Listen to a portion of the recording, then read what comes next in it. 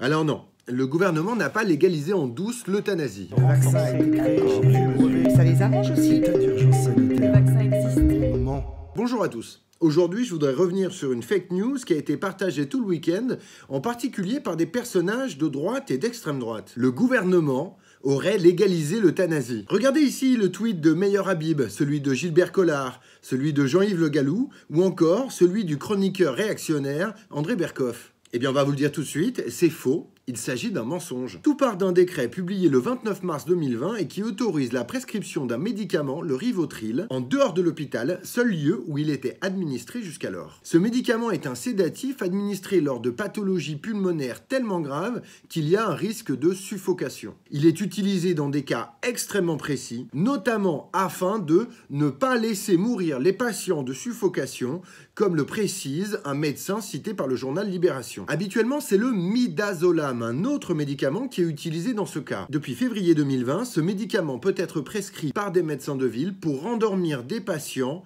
jusqu'à leur décès. Or, à cause de la crise du Covid-19, le midazolam est en risque de pénurie. Voilà donc pourquoi le gouvernement a autorisé par décret l'utilisation d'un autre médicament, le Rivotril, qui va donc être mis à disposition des médecins de ville et qui pourront donc le prescrire à des patients en fin de vie, à domicile ou dans des EHPAD. En aucun cas, cette pratique sort du cadre de la loi française. Et comme le rappellent les médecins et les pharmaciens, il s'agit d'accompagner des patients en fin de vie uniquement lorsqu'une décision collégiale de limitation du traitement actif a été prise. On peut tous se mettre d'accord sur le fait que la situation des soignants aujourd'hui est suffisamment difficile pour qu'on ne rajoute pas des fake news qui viendraient compliquer leur travail. À demain pour une nouvelle vidéo, et d'ici là, faites attention à vous.